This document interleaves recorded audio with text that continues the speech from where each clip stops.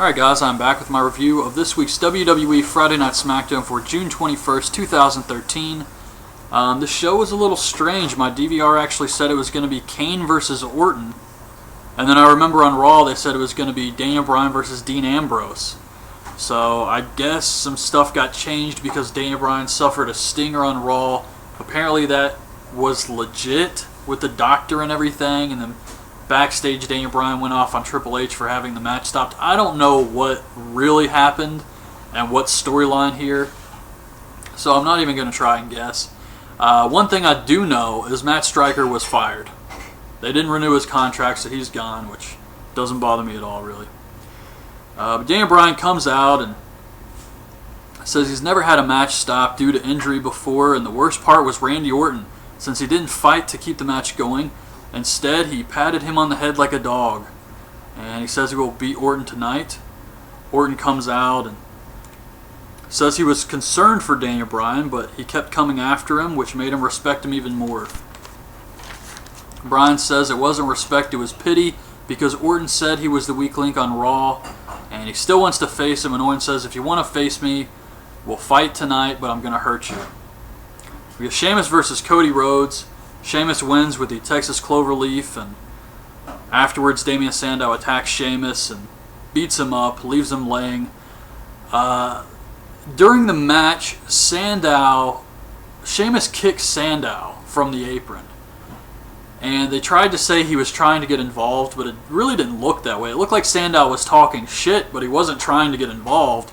So Sheamus attacked him first. So technically it's his own fault he got his ass kicked at the end of this match.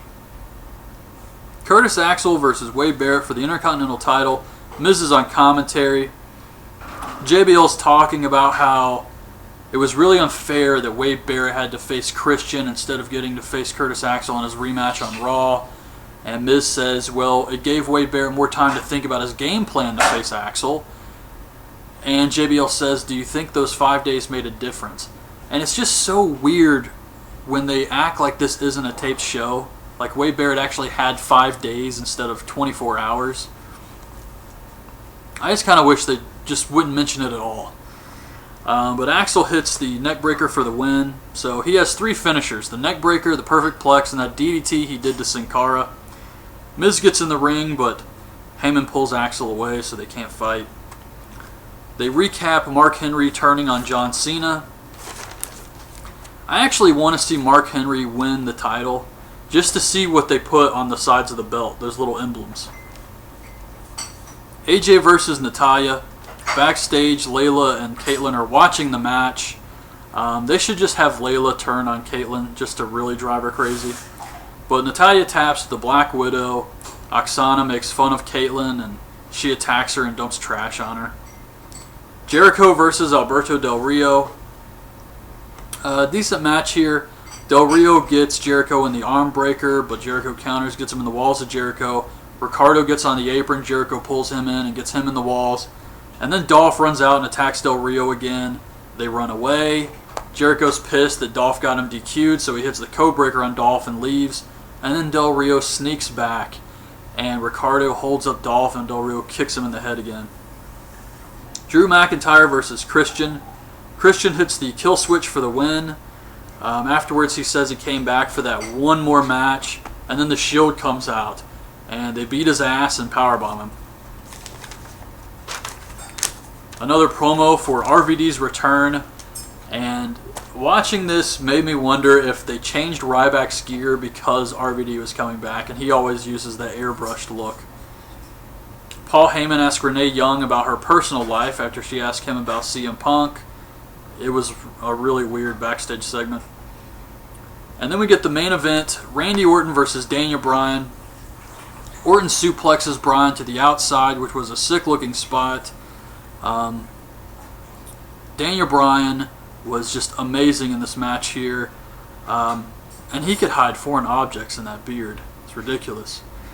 But Orton throws Daniel Bryan to the outside, or he backdrops him on the barricade again. Then he tries to hit the DDT from the apron to the floor. Daniel Bryan fights him off. He dives on Orton. They're both laid out. The referee's counting, and Daniel Bryan makes it in just in time. and Orton gets counted out. So Daniel Bryan wins the match, but then he grabs a mic and he says, I don't want a victory by count out, I want the match restarted. And the referee's saying no, Daniel Bryan's saying yes, the fans are saying yes, and the show goes off the air. So that's what Raw should have been.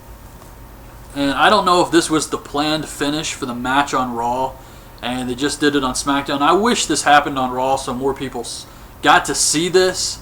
Daniel Bryan actually get a win on Randy Orton, but hopefully on Raw he'll get a clean win or something even better. But WWE definitely has big plans for Daniel Bryan, and he beat Randy Orton here. So that's huge for him, and if he beats him clean, that's just going to really push him even further. And if he's going to face Cena at SummerSlam, like I've heard the rumors say, he needs to beat guys like Orton to build him up for that match. But as far as SmackDown goes, I really liked the main event. Everything else was really just your typical SmackDown show, so nothing to really go out of your way to watch. But Daniel Bryan finally getting a win on Randy Orton was great. So that's my review of this week's SmackDown. Hope you guys liked the video. Leave your thoughts on this week's show in the comments, and thanks for watching.